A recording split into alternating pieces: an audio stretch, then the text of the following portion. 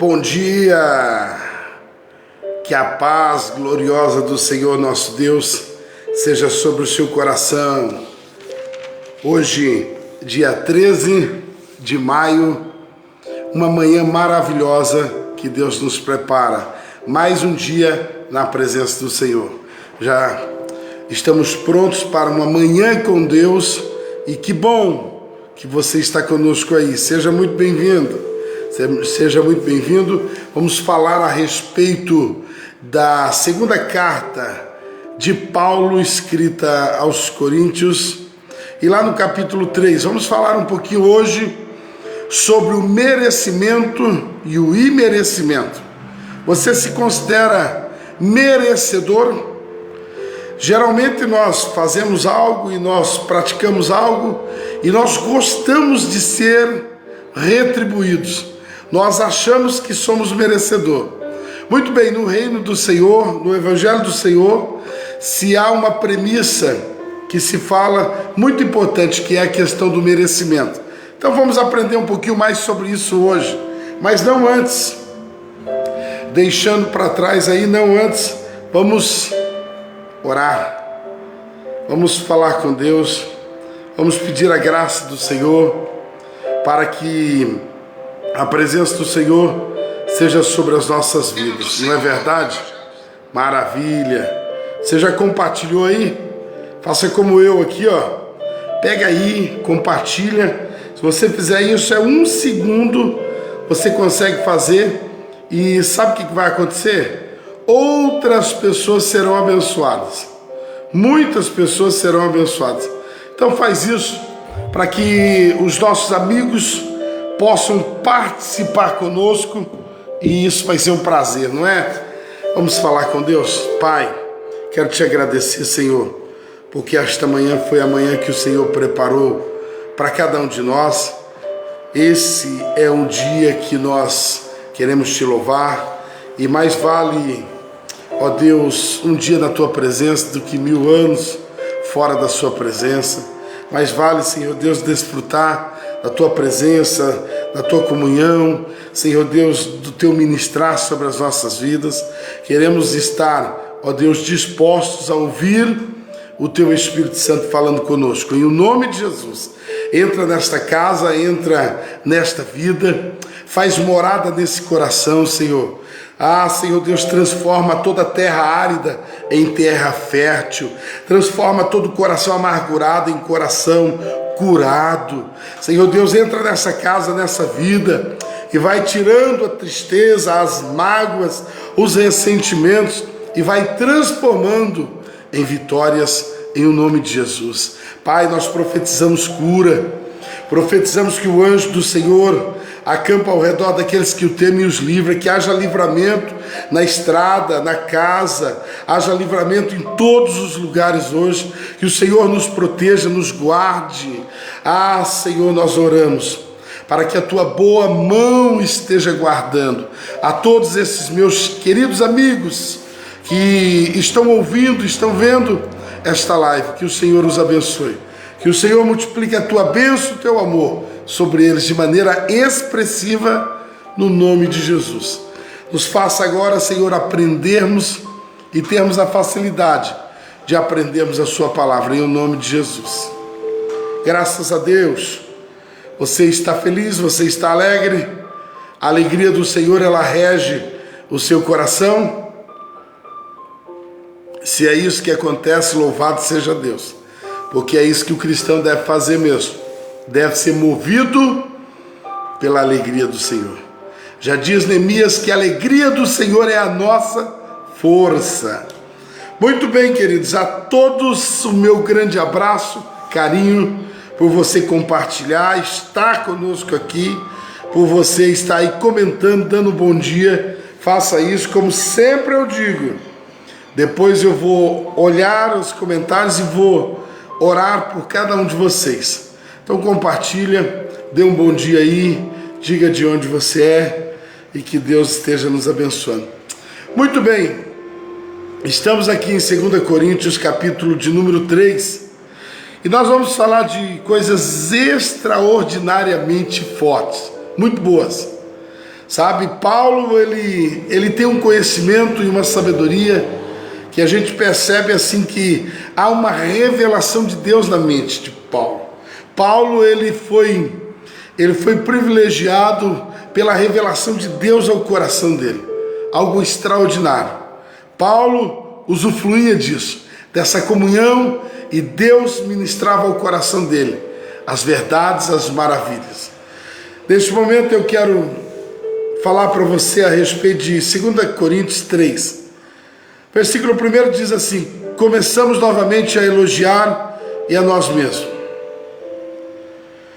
Ou nós precisamos, como alguns outros, de carta de recomendação para vós, ou cartas de recomendação de vós? Paulo aqui estava vivendo um período da igreja de Corinto que ele mesmo precisava defender o seu apostolado. Ele mesmo precisava defender o seu chamado. Paulo estava vivendo um momento em que na igreja de Éfeso, na igreja de Corinto, estava chegando muitos novos pregadores. Estava chegando muitos novos, apóstolos e mestres e conhecedores eruditos da palavra, e Paulo já estava tendo problemas com eles. Queridos, o grande problema não é nós termos vários pregadores na igreja. O problema é o que eles estão pregando. O problema não são as pessoas em si, mas são o que elas estão pregando. Paulo teve problema com isso logo na igreja, porque o que ele pregou, o que é a sã doutrina, estava sendo, aliviado, estava sendo despregado por aqueles que estavam surgindo.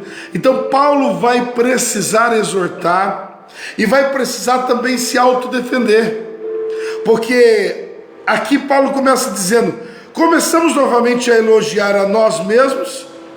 Ou seja, Paulo está dizendo: será que nós vamos ter que defender a nós mesmos para que a igreja reconheça que nós somos instituídos por Deus?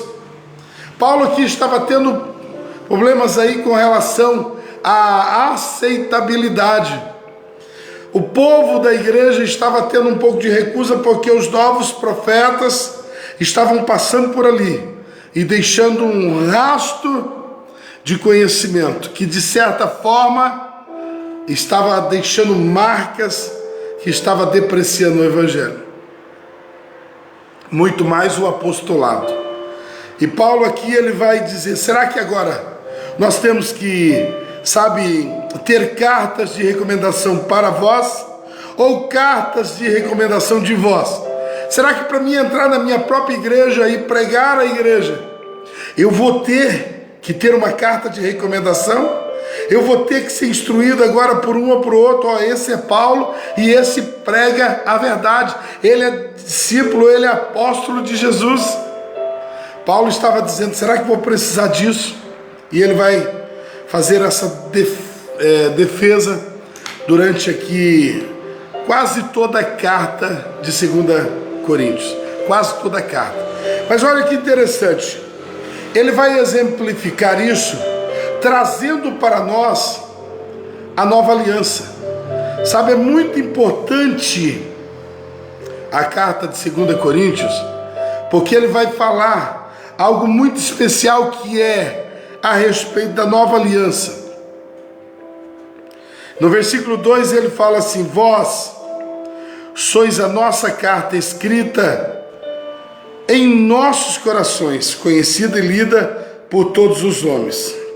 Portanto, vós sois manifestante, declarados para ser a carta de Cristo, ministrada por nós e escrita não com tinta, mas com o Espírito Santo de Deus vivo. Não em tábuas de pedra, mas em tábuas de carne, tábuas do coração. Olha o que Paulo está dizendo. Sabe como que você vai entender isso? Quando você olha para a nova aliança. Se você tiver a oportunidade aí, folhe a tua Bíblia lá para Jeremias 31. Vai dizer assim: eis que vem dias. Jeremias escreveu 700 anos antes de Jesus nascer. Jeremias escreveu 700 anos antes de Jesus nascer. Paulo escreveu 50 anos aproximadamente depois de Jesus. Mas Jeremias 31 vai dizer: eis que dias vêm, diz o Senhor, em que farei um novo pacto, uma nova aliança com a casa de Israel e com a casa de Judá, não conforme o pacto ou aliança que fiz com seus pais no dia em que tomei pela mão para os tirar da terra do Egito, porquanto eles quebraram minha aliança, embora eu os tenha desposado, diz o Senhor. Eles quebraram minha aliança, eles quebraram a lei. Versículo 33, porém, este será o pacto que eu firmarei com a casa de Israel depois daqueles dias, diz o Senhor. Eu colocarei a minha lei no seu íntimo e escreverei nos seus corações e serei o seu Deus, e eles serão o meu povo. Você entendeu agora? Que coisa brilhante! Paulo aqui está falando de que nós somos a carta de Cristo. Por que somos a carta de Cristo? Porque a graça está viabilizando um novo ministério, é o ministério do imerecimento. A lei é o ministério do merecimento. Você cumpre a lei e você merece. Você se torna merecedor ao ponto que você cumpre a lei.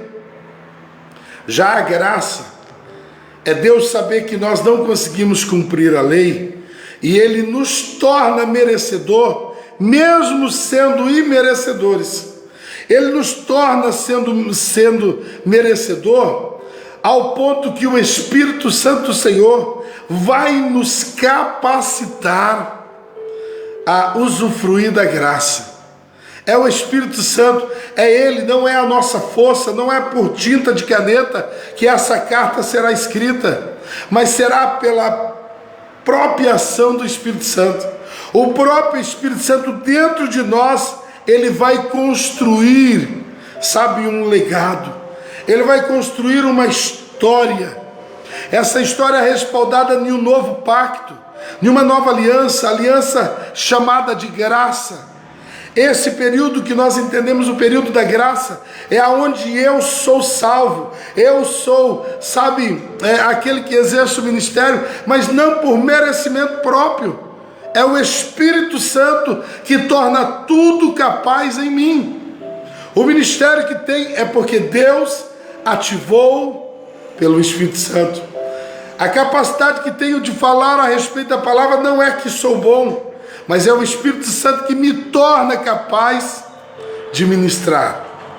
O Espírito Santo, ele vai escrever essa carta. Como disse Paulo, uma carta de Cristo. Nós somos uma carta de Cristo, ministrada por nós e escrita não com tinta, mas com o Espírito Santo de Deus. Tudo que você é, tudo que você está fazendo, os dons que você está exercendo, o ministério que você está exercendo, é uma carta aberta. Essa carta aberta é uma carta em que o mundo vai ler. A carta que se chama Júnior, é essa carta o mundo está lendo. Por isso nós temos que ser, sabe, bons exemplos. Por isso que nós temos que servir a Deus com integridade. Por isso que nós temos que entender a graça. Por isso que nós temos que desvestir todo o entendimento da lei, porque ainda há pessoas que vivem debaixo da lei. Eu estou aqui pregando porque eu fiz 7 dias de jejum. Tudo isso é lei, é merecimento. Eu estou aqui nessa igreja porque eu fiz um curso de teologia, eu fiz uma pós-graduação em teologia, eu orei por muitos anos, então é por isso que eu sou pastor aqui dessa igreja. Não é nada disso. Eu estou exercendo a função de um pastor porque a graça me alcançou, porque a graça de Deus, o favor de Deus, o Espírito Santo dentro de mim torna isso capaz. Ele ativa dentro de mim dons dos quais me torna capaz de exercer a obra do Senhor. Não diz respeito de mim, diz respeito do Senhor. A graça é exatamente isso. É eu olhar e entender que tudo fala a respeito de Deus. Perdão. É Ele exercendo em nós. É a sua graça, é o seu favor, é o seu amor em favor de nós. É pela graça dele. Irmãos, isso é absolutamente extraordinário. Quando entendemos isso, passamos a compreender que nada que somos ou que temos na obra do Senhor é porque somos meramente merecedores, mas nós estamos sendo moldados pelo Senhor. O versículo de número 5 vai dizer: não que sejamos suficientes por nós mesmos, para pensar alguma coisa como de nós mesmos, mas a nossa suficiência é Deus. Eu queria que você anotasse aí, eu queria que você colocasse aí no comentário: a nossa suficiência é Deus. Sabe, às vezes nós fazemos e falamos: eu fiz, eu preguei uma mensagem, eu cantei um louvor, eu ajudei os pobres e necessitados. Irmãos, tudo diz respeito não à nossa suficiência, mas à suficiência de Deus em nós. Então, não é pela nossa suficiência, mas o texto aqui diz: mas a nossa suficiência é Deus. A nossa suficiência é Deus. Assim como a Alessandra Aline escreveu, a nossa suficiência é Deus. A Shirley escreveu, a nossa suficiência é Deus. A graça não diz respeito de mim, mas a graça é como um espelho que reflete a Cristo. Quando eu estou permitindo ser escrito por Deus, estou permitindo ser, sabe, uma carta aberta que o mundo possa ver, o que vai acontecer? Vai acontecer que o mundo vai ver um espelho que está refletindo a Cristo. As pessoas vão olhar e vão dizer: não, essa palavra não diz respeito ao Júnior, essa palavra não diz respeito a ele, essa igreja, os frutos que nós recebemos não diz respeito a ele, diz respeito a Deus. A nossa suficiência é Deus. Tudo que temos é por causa de Deus, o que fazemos é por causa de Deus, se somos é por causa de Deus, e se temos falta, mesmo assim precisamos agradecer a Deus, porque em todas as coisas precisamos dar graças. Olha que coisa extraordinária. Eu quero agora falar para você, aqui no versículo 6, diz assim: o qual também nos fez capazes de ser ministros. O que nos fez capazes? A suficiência de Deus. É a suficiência dele, é a graça dele, é ele fazendo em nós. No Antigo Testamento o Espírito estava sobre, no Novo Testamento o véu se rasgou e o Espírito Santo, ele está dentro de nós e ele torna todas as coisas possíveis. O Espírito Santo, ele habita dentro de nós, e ele escreve essa carta, e ele ativa e capacita o nosso ministério. Olha aí o versículo 6, o qual também nos fez capazes de ser ministros do Novo Testamento, não da letra, porque a letra tipifica a lei, não da letra, mas do Espírito, porque a letra mata, mas o Espírito, ele dá vida, ele vivifica, é o Espírito. A letra só conseguiu provar alguma coisa, a letra, e a lei é a mesma coisa. A lei, ela é boa, ela é perfeita, mas a lei, para ela ser certamente sobre as nossas vidas, para mim me tornar sendo merecedor da lei, para mim conseguir cumprir a lei e me tornar merecedor, eu tenho que cumprir toda a lei. Eu não posso cumprir uma parte e descumprir a outra. Eu não posso, sabe, ser uma pessoa íntegra, não matar, não roubar, sabe, mas em contrapartida adulterar, agir com ódio, não amar o meu irmão. Eu estou por uma parte cumprindo a lei e descumprindo-a em outra parte. Então a lei, ela se torna, sabe, algo que me liberta só se eu conseguir cumpri-la no todo. E a Bíblia já vai nos mostrar que ninguém consegue cumprir a lei, consegue cumprir os mandamentos. Ninguém consegue cumprir todos os ensinos da palavra do Senhor por si próprio. Nós precisamos de uma intervenção, de uma ação de poder. Por que o homem não consegue cumprir a lei no todo? Porque lhe falta poder. O homem não consegue porque lhe falta poder. O poder necessário para cumprirmos a lei se chama Jesus.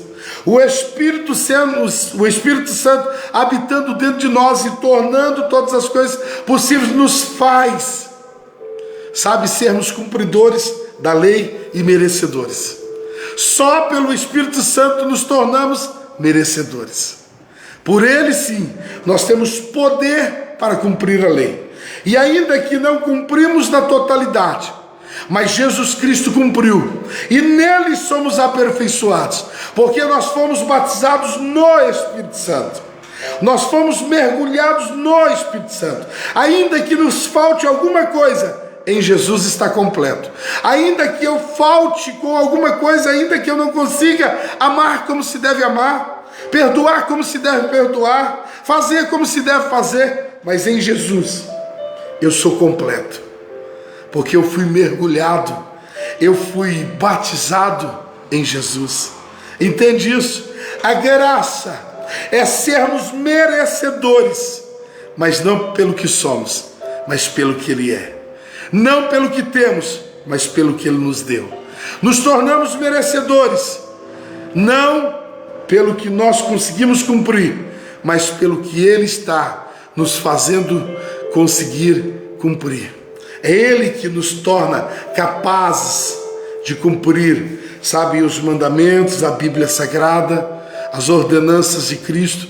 Então, a lei do merecimento, a lei e o merecimento, é simplesmente hoje, algo que nós não vamos conseguir, nós por si próprio nós não vamos conseguir. Pastor, mas eu fiz, eu jejuei tanto tempo, eu vim na igreja tanto tempo, eu usei roupa de crente tanto tempo. Irmãos, nada que você fizer, tira isso da tua cabeça.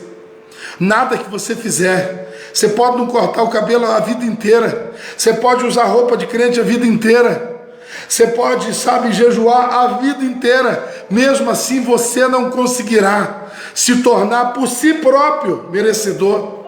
Nós não conseguimos, o Antigo Testamento inteiro prova isso.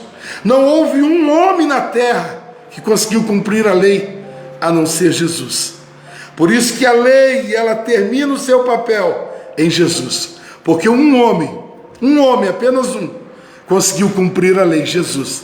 Por isso Jesus disse: eu não vim abolir a lei, mas eu vim cumpri-la. Ele cumpriu, ela foi consumada nele. E aquele que cumpriu toda a lei, nós somos mergulhados dentro dele hoje. E em Cristo nos tornamos merecedores. Em Cristo. Então você pode jejuar? Pode orar? Pode. Você deve ler a Bíblia? Deve se comportar como cristão? Sim. Mas pelo amor, mas pela reciprocidade, pela gratidão, pelo entendimento de que Cristo já fez tudo por você, e você tem que ser recíproco, e você tem que ser grato, e você em atitude de amor precisa demonstrar isso. Mas não que eu tenho que fazer para que então eu seja merecedor, não. Tem gente que jejua para se tornar merecedor. Não, eu já sou merecedor. E eu jejuo porque Cristo me tornou merecedor. Eu amo, não para me tornar merecedor, mas eu amo porque Jesus me tornou merecedor, Jesus me tornou filho. E eu amo porque Cristo me amou primeiro. Então, queridos, nada que eu fizer, que você fizer, nos tornará merecedores. Nós já somos merecedores em Cristo. Então tira, esse pensamento de merecimento da cabeça por nós mesmos. Olha o que acontece aqui no versículo 7. Eu vejo que isso aqui é uma revelação de Deus ao coração de Paulo. Olha que coisa. Eu vou dizer 2 versículos para nós encerrarmos aqui. Paulo aqui vai revelar uma coisa que talvez nós nunca pensamos. Nunca pensamos. O versículo 7 ele diz assim: mas se A ministração de morte, escrita e gravada em pedras, era gloriosa, de maneira que os filhos de Israel não podiam contemplar firmemente a face de Moisés, por causa da glória do seu semblante, cuja glória estava acabando. Deixa eu explicar em poucas palavras para você. Quando Moisés desceu do monte, havia um Shekinah ali. O Shekinah simboliza a glória de Deus, e a glória de Deus tomou aquele lugar, e Moisés tinha sua face como resplandecendo a glória de Deus. A face de Moisés estava transcendente. Quando olharam para a face de Moisés, não conseguiram contemplar, tamanha era a glória de Deus em Moisés. Para você entender isso, você tem que compreender que Moisés é uma tipologia de Jesus no Antigo Testamento. Da mesma forma que Jesus, ele recebeu um corpo glorificado e ele, foi elevado aos céus. Moisés, quando ele desceu do monte, e a sua face estava resplandecendo a glória de Deus, ela estava transcendental. Agora olha que interessante, olha que extraordinário. Moisés, ele desceu, a glória estava com ele, mas momento a momento, você vai ver até na parte final do versículo 7, diz assim, cuja glória estava acabando. A glória de Deus, o Shekinah de Deus veio, ele teve as tábuas da lei, e então a glória de Deus, ela foi como esvairindo, como se acabando, ela foi se acabando. Agora olha o interessante. O que é interessante, pastor? É que quando a glória de Deus veio, o povo não conseguia olhar em Moisés, e Moisés precisou colocar um véu sobre a sua face, para que as pessoas conseguiam chegar próximos dele, olhar para ele. O que quer dizer isso? O véu estava ali, omitindo, ou estava ali, tampando toda aquela glória, para que os pecadores conseguissem olhar para Moisés. Mas a glória foi se acabando, e à medida que a glória foi se acabando, a glória, o Shekinah de Deus, Moisés deveria tirar o véu, e deveria ser ele mesmo. Olha o versículo 13. E não como Moisés, quando eu não aprendo a lidar com a graça e a lei. Muitas das vezes eu estou na linha do merecimento, não tiro o véu como se eu fosse o bom, não dou glória a Deus como se eu fosse merecedor de todo o elogio. Olha aí. E não como Moisés, o qual colocou um véu sobre a sua face, para que os filhos de Israel não pudessem olhar firmemente para o fim daquilo que estava sendo abolido. Não como Moisés. Olha que Paulo está dizendo. Paulo está dizendo que Moisés colocou um véu, e esse véu estava sobre a cabeça de Moisés quando ele desceu do monte, mas à medida que a glória de Deus foi se esvairindo, a face dele deixou de resplandecer, então ele voltou à normalidade. O que Moisés deveria fazer? Arrancar o véu. O que nós devemos fazer? Arrancar o véu da lei. A lei é um véu que está sobre nós, um véu chamado merecimento. Eu fiz, essa igreja está em pé por causa de mim, eu jejuei, eu orei. Não, tudo não diz respeito a mim. Tudo que acontece na minha vida é para a glória de Deus. Tudo que acontece na tua vida é para a glória de Deus. O carro que você tem, a casa que você tem, a empresa que você tem, a vida que você tem, o testemunho que você tem. Quando alguém tributar algum tipo de elogio, receba, mas logo tribute ao Senhor toda a honra, toda a honra. Nós precisamos ser elogiados, precisamos aprender a elogiar sim, mas toda a honra, toda a glória, toda a exaltação não é a nós, é ao Senhor. Tire o véu. Moisés não soube lidar com isso quando a glória de Deus estava sobre ele. As pessoas estavam falando com Moisés, e Moisés ainda estava com o véu. Há uma necessidade de nós tirarmos o véu da lei, de abrir os nossos olhos e ver que não diz respeito a nós, Mas tudo que acontece no Evangelho do Senhor, pessoas curadas, libertas, pessoas que pregam, mensagens boas, mensagens da igreja, não diz respeito a nós. E aí é muito fácil você entender. Garganta não está muito boa hoje. É muito fácil você entender quem é um falso profeta, quem é um tipo de pregador e que você deve deletar. Porque assim como nós conheceremos a árvore pelo fruto, nós conheceremos o pregador pela sua pregação. Aonde o pregador morre? Pela sua pregação. Olhe para mim, escute isso pelo amor de Deus. Quando um pregador só fala dele, pelo amor de Deus, desliga esse canal, muda de canal. Um pregador deve falar de Jesus, pouco dele, muito pouco dele. Nós devemos falar de Jesus, exaltar a Jesus. A Bíblia deve ser o centro da minha vida, Jesus deve ser o centro da minha vida. Você já viu aquele que entra, ele sobe no púlpito, ele abre a Bíblia e ele lê um versículo e ele diz assim: eu li um versículo, mas eu não vou pregar sobre esse versículo, só para dar a introdução na mensagem. Ele lê um versículo, mas ele fala dele, fala de exemplo, fala de testemunho, fala de tudo, menos que Cristo precisa ser exaltado. Irmão, nós precisamos tirar o véu dos nossos olhos. Olha o que diz aqui no versículo 14: mas suas mentes estavam cegas, porque até esse dia permanece mesmo o véu encobrindo na leitura do Velho Testamento, véu do qual está aniquilado em Cristo. Ou seja, toda obra que acontece hoje é pelo Espírito, e o Espírito tem um papel único em nós. Sabe o que é? Formar Cristo em nós, nos levar a glorificar a Deus. Se o Espírito está dentro de nós, é para que nós aprendamos a glorificar a Deus. Quando um pregador vem com aquelas mensagens, só ele, só autoajuda.